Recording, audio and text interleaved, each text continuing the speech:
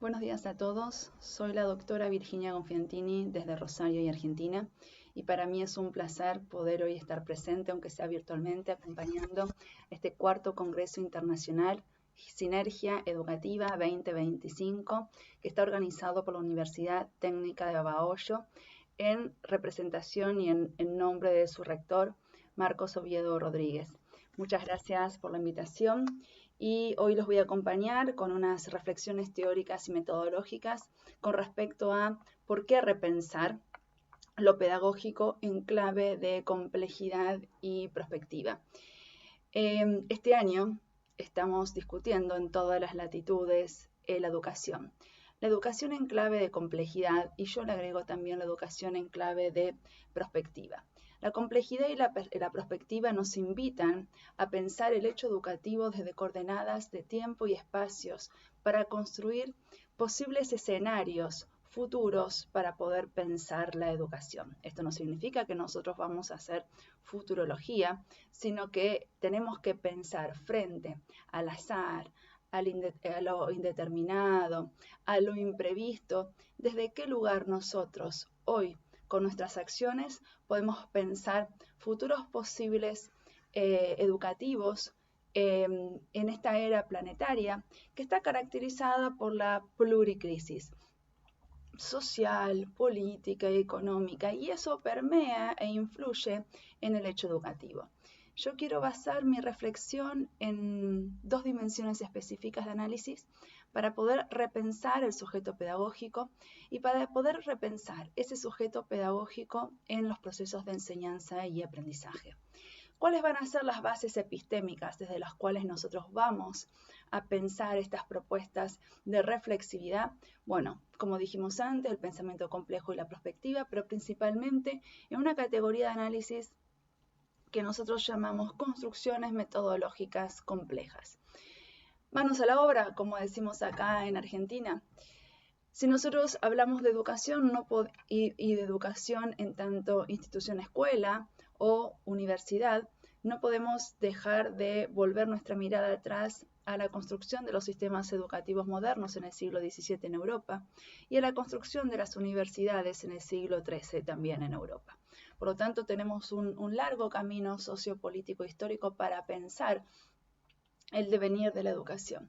Pero quiero precisar algunas categorías conceptuales puntuales que nosotros hoy utilizamos en el hecho educativo, en lo pedagógico, pero que a veces corresponden a nuestra época, pero no lo estamos definiendo desde un lugar determinado, o estamos tergiversando, o estamos haciendo un poco más laxa ese uso y abuso de las categorías con las cuales nosotros miramos a la realidad.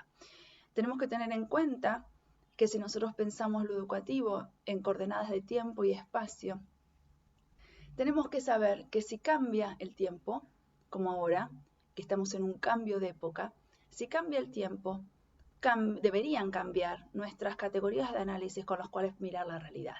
Esto ya lo planteaba Leopoldo en su momento, esto lo planteó también Einstein en su momento, esto también lo planteó Piaget en su momento.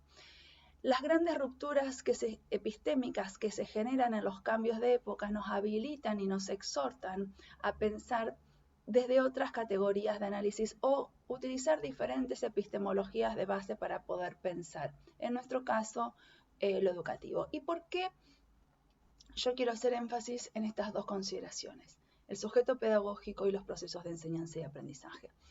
El sujeto pedagógico es el concepto de sujeto es una construcción del fin del siglo XIX y principios del siglo XX, y el padre del concepto de sujeto es Freud.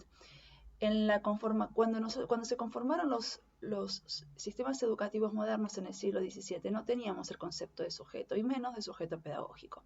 Hablábamos de hombre, hablábamos de individuo, hablábamos de persona, hablábamos de docentes, que era el portador del saber, y hablábamos de alumno, que era el sin luz, el que tenía que ir a la escuela porque era un ignorante y tenía que aprender.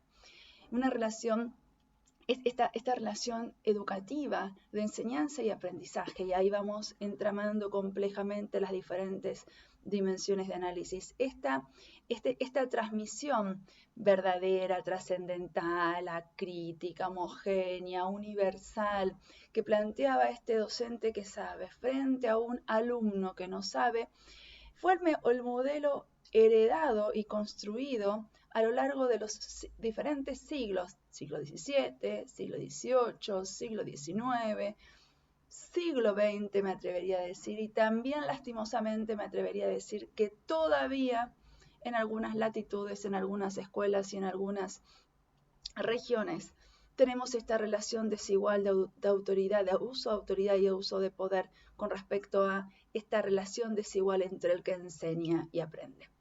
Este sujeto que estaba marcado por una impronta trascendental, heredera del discurso de la Edad Media, dogmática, memorística y verbalista. Pero ¿por qué tenemos que repensar esta relación de docente y alumno en función de el revisionismo y la nueva categoría que es el sujeto pedagógico? Porque Freud construye este concepto de sujeto pedagógico vinculado al desarrollo de la cultura, al atravesamiento del lenguaje en un contexto sociopolítico histórico. Es el sujeto con otros sujetos en un contexto que transmite la cultura, crea cultura y genera procesos dialógicos.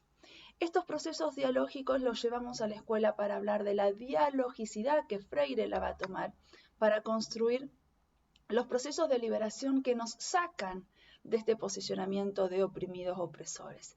Estos oprimidos y estos opresores que eran la herencia que traíamos de los sistemas educativos de antaño y no de tan antaño también, en donde el docente sabe y el estudiante no sabe, o donde hay una hegemonía de dominación social, política, cultural de unos sobre otros. Es desde este concepto de sujeto pedagógico, atravesado por el deseo, atravesado por el lenguaje, atravesado por la cultura, que Freire lo toma para poder desarrollar toda su pedagogía de la autonomía, de la liberación, de la superación de las opresiones, de la pregunta, del deseo, del amor. ¿Por qué? Porque en esta relación de enseñabilidad entre los sujetos pedagógicos se cae esta tradicional jerarquía entre que el docente sabe y el estudiante no sabe, o el alumno no sabe. ¿Por qué? Porque entra en consideración determinante el concepto de diálogo. El concepto de diálogo habilita una relación horizontal en el proceso de enseñanza y de aprendizaje. El diálogo, en tanto lenguaje, en tanto palabra, interpela a la alteridad, interpela a la otredad, interpela a lo distinto. Este concepto de distinto es muy interesante. Hahn, en su libro La expulsión de lo distinto, plantea justamente cómo en esta sociedad positiva que estamos viviendo, esta sociedad del cansancio, esta sociedad de la transparencia, en donde lo único que se nos exige es continuar en carrera efectiva desde el punto de vista de eficacia, de eficiencia y productiva para poder seguir viviendo en esta sociedad que lo único que hace es seguir oprimiéndonos desde diferentes lugares. Él no utiliza la palabra opresión, pero lo podemos pensar en términos de Freire.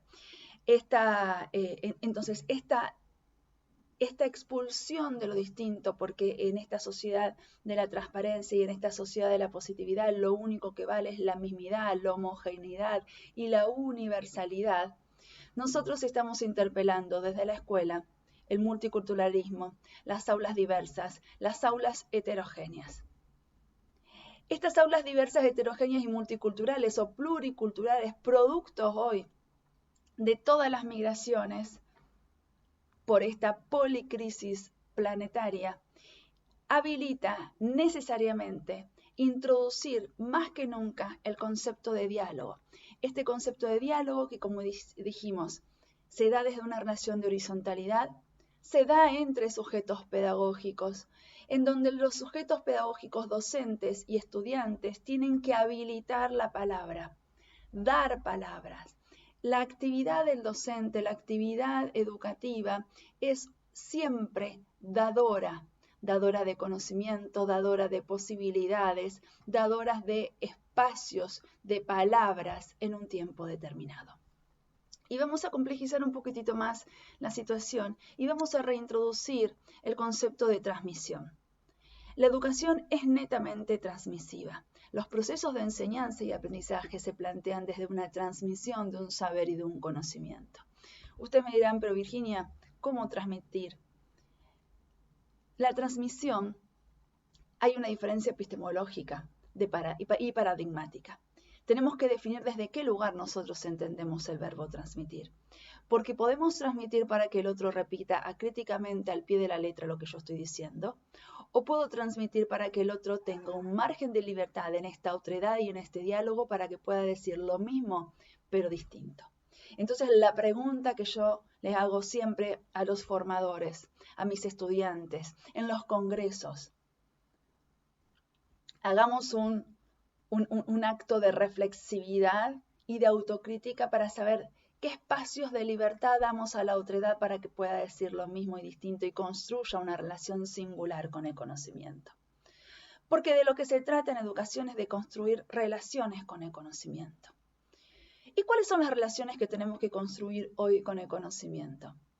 No se las voy a decir porque si los dijera estaríamos dando una receta y estamos en la vereda de enfrente a la construcción. Pero para que nosotros podamos construir relaciones genuinas, singulares, posibles con el conocimiento, necesitamos 3 dimensiones de análisis. Una primera dimensión que corresponde al sujeto pedagógico, el sujeto que conoce. ¿Quién va a conocer? Nosotros, el yo. El yo con la otredad en la singularidad, que constituye este yo con el otro, que constituye el nosotros en esta relación recursiva y de alteridad para poder conocer y enriquecer este conocimiento. Necesitamos un conocimiento disciplinar, aunque es necesario pero no suficiente hoy. Y necesitamos un contexto. ¿En dónde vamos a conocer? ¿Cuáles van a ser las lógicas discursivas, contextuales, sociales, políticas, económicas, históricas que van a hacer posible esa construcción del conocimiento? Por lo tanto, no hay 2 construcciones del conocimiento iguales. Pensemos, cuando planificamos una unidad didáctica, una secuencia didáctica, una clase, una evaluación, ¿cuál es el margen de libertad que permitimos a la otredad para que diga lo mismo pero distinto? ¿Y cuáles son los ámbitos de posibilidad que damos para que puedan construir genuinamente entre lo que saben, lo que ignoran en un contexto determinado en relación con una disciplina desde una categoría de sujeto pedagógico? Entonces acá se cae todo lo apriorístico, acá se cae toda la neutralidad valorativa, acá se cae la objetividad, la universalidad, el individualismo, la homogeneización, que eran todas características propias del discurso de la modernidad clásica y que se transmitían en el sistema educativo de generación en generación y que nos llega lastimosamente hasta hoy. Porque estamos hablando de sinergias educativas.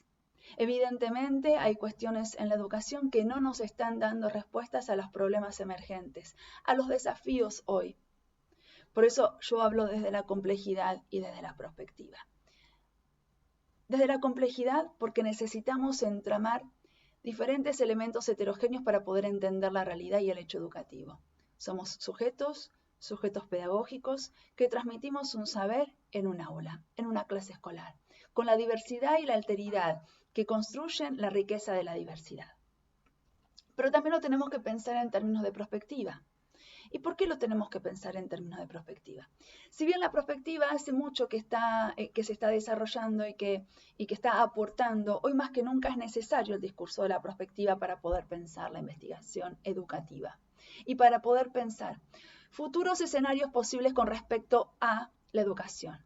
En una sociedad que no sabemos cómo va a ser, con un desarrollo tecnológico que tampoco tenemos idea desde qué lugar va a emerger, pero que sabemos que la transmisión de la cultura por medio de sujetos pedagógicos en contextos y situados es el fin de la educación. de la educación inicial, de la educación primaria, de la educación secundaria, de la educación universitaria. Yo los invito a que reflexionemos desde ese lugar, no desde el punto de vista de los postulados a priorísticos. Tenemos que dejar de pensar la educación a priorísticamente y pensarla genuina y situadamente. Estas construcciones metodológicas, desde el punto de vista de la complejidad y de la prospectiva, yo lo pensé ya desde el año 2019. Escribí un libro con respecto a construcciones metodológicas complejas. En ese momento organicé, creé, dibujé una flecha recursiva que grafica y que explica desde la epistemología compleja, desde los sistemas complejos. Y hoy, porque en el 19 no lo tenía, pero el devenir del tiempo hace que sigamos investigando, que sigamos estudiando, que sigamos repensando, revisando, revisitando las categorías con las cuales nosotros trabajamos. Hoy esa flecha recursiva, desde la epistemología compleja, desde los sistemas complejos, le agregamos la dimensión de prospectiva. Esta dimensión de prospectiva, que también es compleja, comparte postulados con la complejidad. ¿Cuáles son los postulados que comparte la prospectiva con la complejidad? Entender la realidad como un sistema complejo, una metodología interdisciplinaria y la posibilidad de pensar desde el azar y desde la incertidumbre diferentes escenarios posibles de intervención. Yo creo que este congreso debería ser el puntapié inicial para que todos, entre todos, entramando diferentes investigaciones, propuestas, teorías, diálogos, debates, epistemologías otras, nos ayuden a pensar la educación desde la complejidad en términos y en clave de prospectiva para poder pensar nunca cerradamente, nunca programáticamente, sino estratégicamente, escenarios futuros posibles para pensar una educación acorde a los tiempos. Muchas gracias.